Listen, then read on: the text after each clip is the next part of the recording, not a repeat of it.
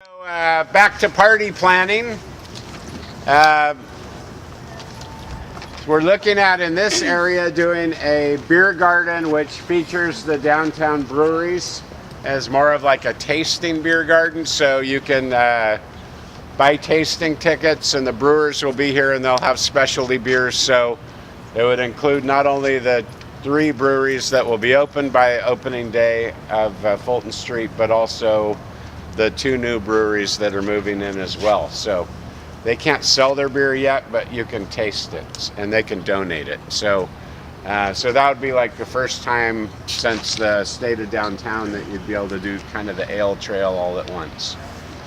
We did have one of the breweries fall out, so we'll be marketing that space for additional breweries or wineries or distilleries or those kinds of things, which is, you're on my list back there. So that's kind of what's happening on the event in this area. So, I forgot to mention, it will also be Tioga Sequoia's 10th anniversary weekend.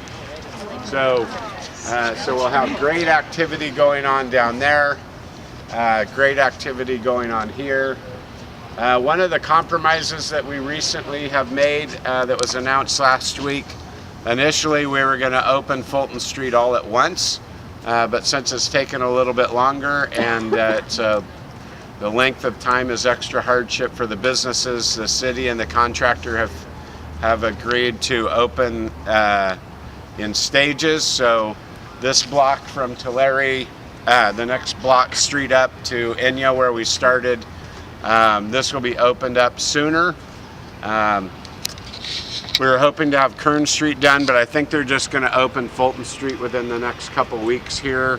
There's been a ton of PG&E work over here. There was a vault that was like the size of a rail car, and it actually was going to stick up 6 inches over where the sidewalk was. So it turned into a big unplanned move for this equipment and replacement by PG&E. So they've been working on all of that and redoing all the lines up in the alley and everything. It's amazing how much of this project is really underground utility work. It's not the stuff that you see on the top. That's relatively easy. So by mid-August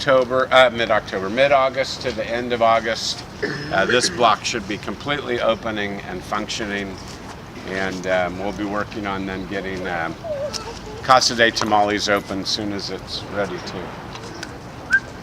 All right. Any questions? Will you have water running in the falls?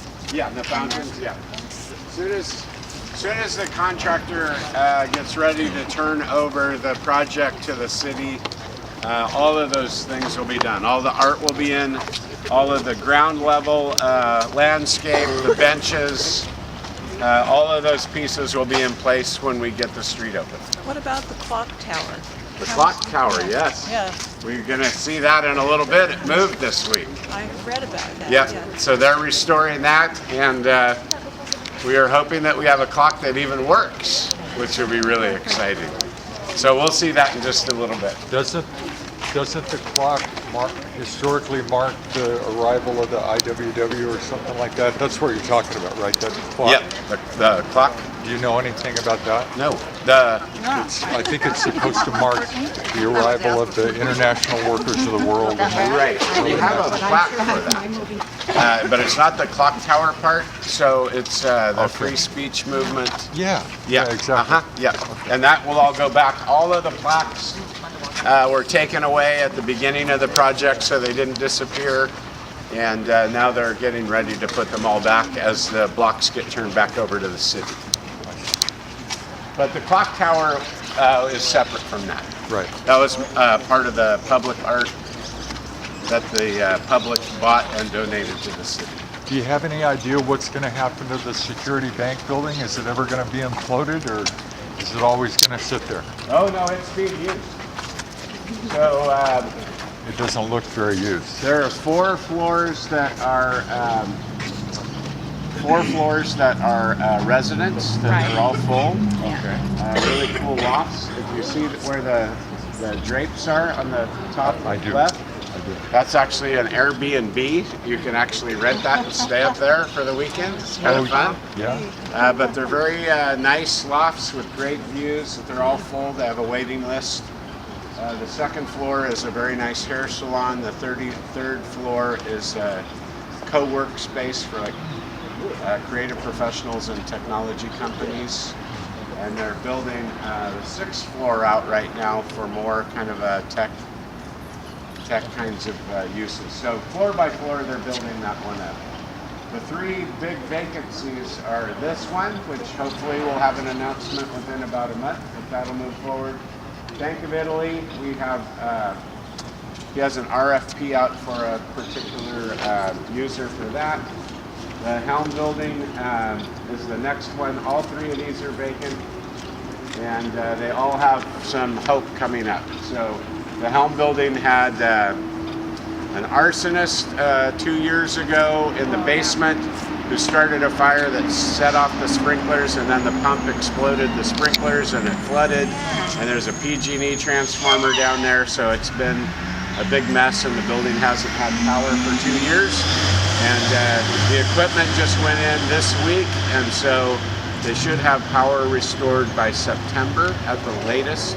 So they're starting to look at tenants for that building now too. So that's been 2 years of dead space, so bringing that one back. This space is available, so that list that I gave you has vacant spaces. So one of the things that we're doing for our celebration on October 21st is to take vacant spaces and get people who have ideas about how they could do a one-night pop-up business and fill them all up. So downtown certainly isn't as revitalized as we're looking forward to, but it helps to like show people what a revitalized downtown looks like. So a lot of cities have utilized pop-up businesses, and then it attracts other people who might want to do a business. It kind of shows the community what it'll look like as it fills up more.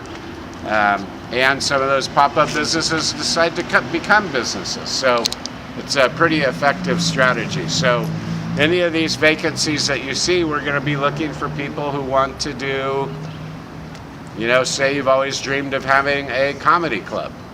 You could take this space, you could do a one-night comedy club, you could charge tickets, you can sell stuff, you can do whatever you want, and you can play business person, comedy club owner for a night and know that there will be a lot of people down here. So thinking about how to integrate these spaces. So you have that list. If there's one that you're interested in, or you know of someone who would like to, I'll be meeting with Junior Gonzalez, who does some vendor fairs, like vintage vendor fair, cool stuff. You know, having someone like that take this and bring in 12 of their vendor friends that do Craftapalooza and that kind of stuff, and get them in here. Or an art gallery, or a blues club, or whatever you want. So it's kind of a fun time as downtown is revitalizing to play with the idea a little bit. Use your creativity, think of fun stuff, make it into a party, and then ultimately we want to have a lot of parties in the middle of this one big party. And that's what a really great downtown is. So with the 10th anniversary, the tasting, someone's doing their comedy club in here, you know, you just keep walking down the street and you start going, oh, I see where they're headed, you know, and it really helps to kind of formulate that picture, especially a 3D world living picture of what it is that we're working toward. So even like China Express, we're working with them on getting their outdoor dining so they can get 6 to 8 tables out front. They already sell beer, so then we'll be working with them as they have the outdoor dining.